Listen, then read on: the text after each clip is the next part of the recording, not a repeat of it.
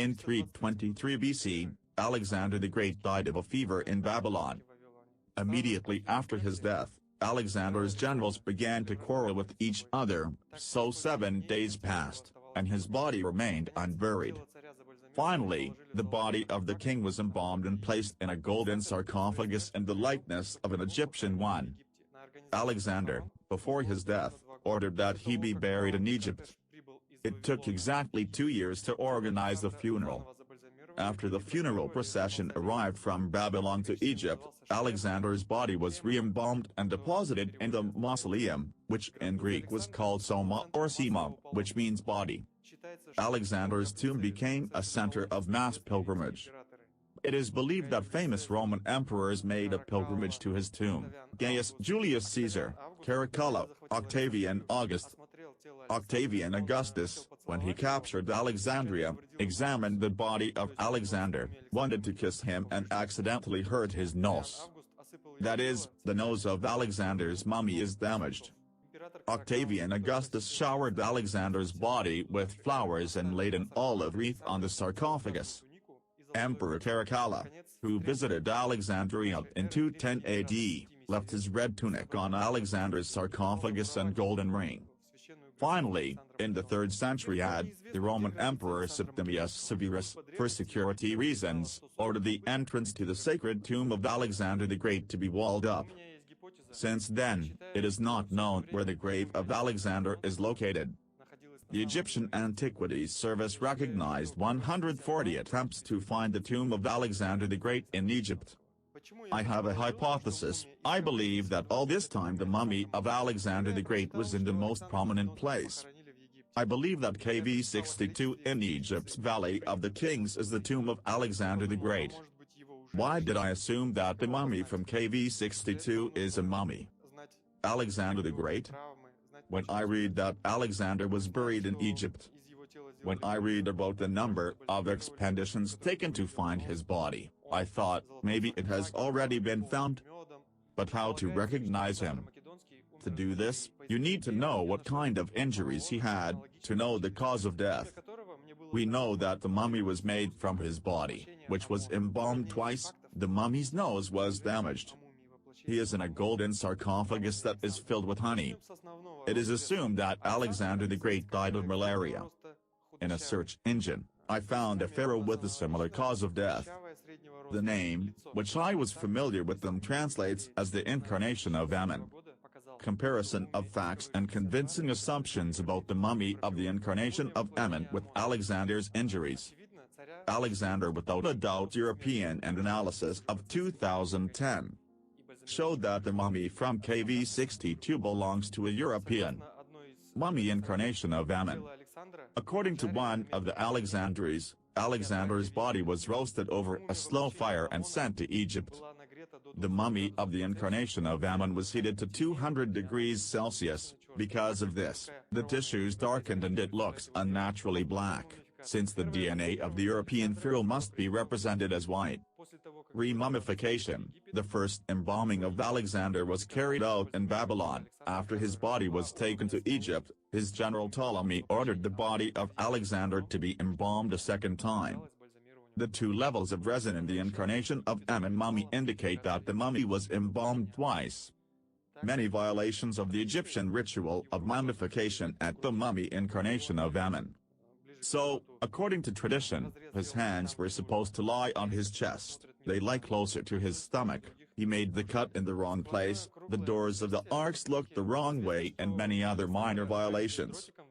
A3 round hole in the back of the head. It is known that Alexander was wounded with a dart in the back of the head in the area of Acicans. Such an injury should leave a mark, and in this photo we see that the mummy incarnation of Amen has an inlet, round hole in the back of the head. The researchers drew attention to the hematoma near the hole, which means that this injury was intervital.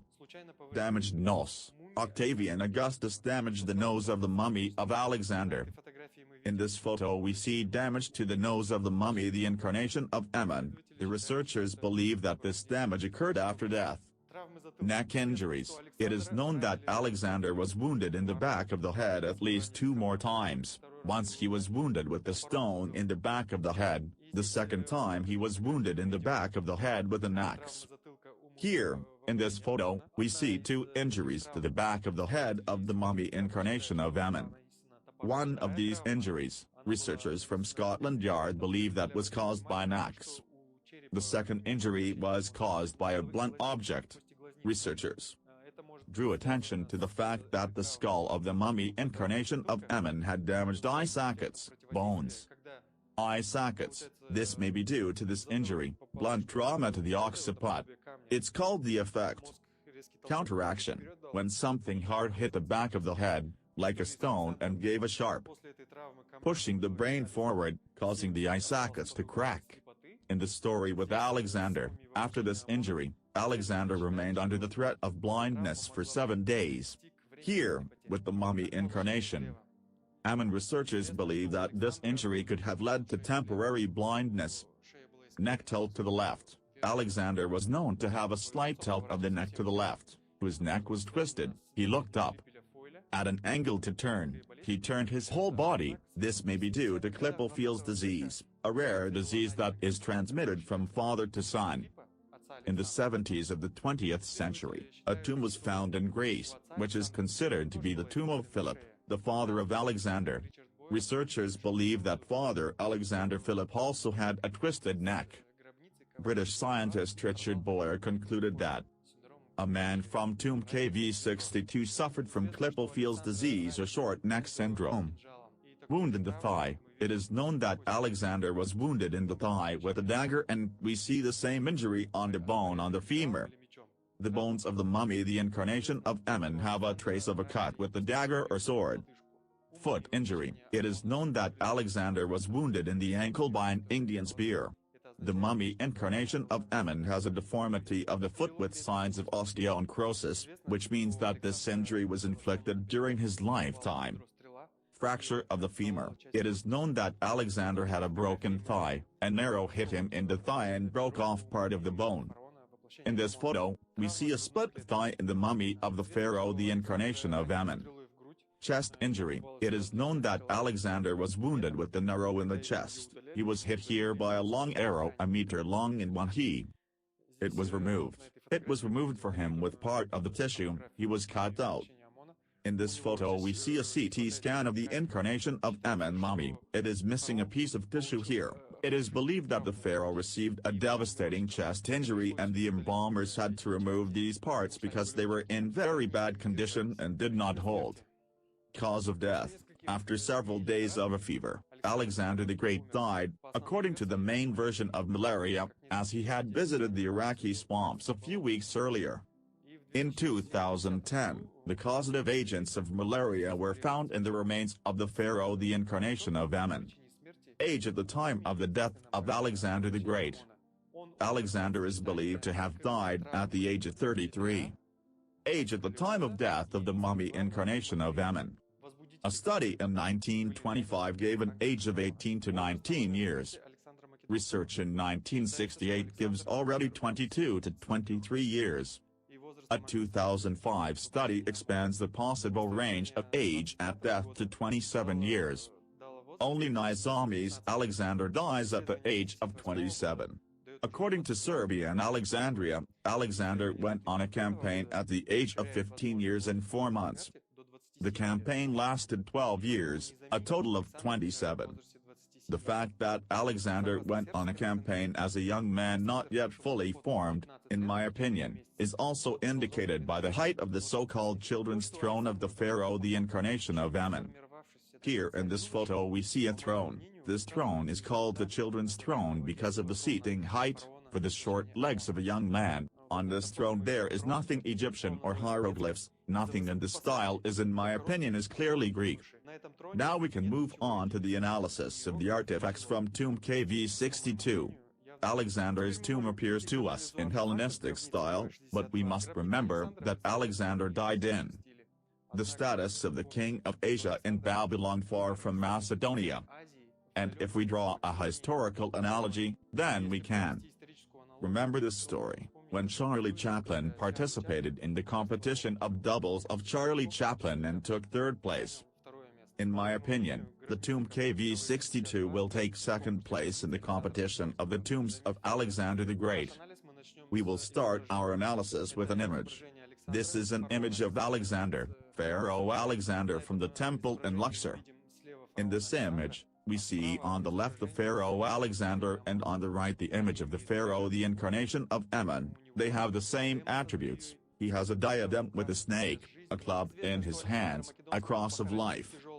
It is known that Alexander the Great was buried in a heavy gold sarcophagus made of chased gold, which repeated the contours of the body of a lying person, anthropoid. Second sarcophagus. The historian Strabo says that Alexander's sarcophagus was replaced by a second sarcophagus, which was made of glass. Glass at that time was a rare material and the historian drew attention to it. And that's how we can see in this photo the whole sarcophagus covered with pieces of rock crystal. Antiochus Agrius reports the replacement of Alexander's sarcophagus with another glass or alabaster sarcophagus, and here on this. In the photograph, we see the third sarcophagus of the mummy, the incarnation of Ammon. It is made of alabaster. Golden boxes, arks, they are also called naos. During the transportation of the mummy of Alexander from Babylon in Egypt, the body of Alexander was placed in a golden box measuring 3.5 by 5 meters. In this image we see a reconstruction of the alleged hearse of Alexander, and there is a description of it. It shows elephants, hunting scenes. Here in this photo we see the naos or arks of the mummy of the pharaoh, the incarnation of Ammon from the tomb KV62. These boxes are unique and they have the same dimensions of 5 by 3.5 meters, the same as the boxes of Alexander the Great. Imitation of the night sky. Theodorus, a visitor to Alexander's tomb, says that on top of the gold box is a fabric that imitates the starry sky. Gold plaques and semi-precious stones are attached to it. Image of bodyguards. Further, he says that Alexander is depicted on the golden box, surrounded by bodyguards, who have golden apples at the end of the spears. He calls them melephors. These are the bodyguards of the Tsar, and in order to disperse people they had round knobs on their spears. In this photo we see an image from the tomb. On it the pharaoh is surrounded by bodyguards who have similar spears with a round tip. Image of elephants. Theodorus says what is on the box. Alexander depicted elephants. I saw these elephants only a year later. For some reason I expected that the elephants would be depicted in a side view, but here in this photo we see that the view is from above. Golden lion in the tomb. Theodorus says that in front of the entrance to the chamber where there is a golden box and a golden sarcophagus of Alexander, in front of the entrance there is a statue of a golden lion, whose eyes look at those entering the chamber. In this photograph, we see a golden lion. This is part of the golden bed that stands in front of the entrance to the chamber of the mummy incarnation of Ammon. It is known that on the sarcophagus of Alexander there was a red cloth covered with gold embroidery. In this photo, we see how the archaeologist Howard Carter removes the red cloth from the golden sarcophagus of the mummy incarnation of Ammon. The cloth stuck to the sarcophagus because the sarcophagus was honey.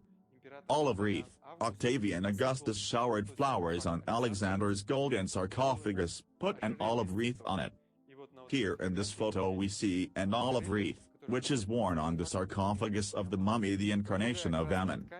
Another red cloth and golden ring. Roman Emperor Caracalla, while visiting the tomb of Alexander the Great, put his red tunic and golden ring on his golden sarcophagus.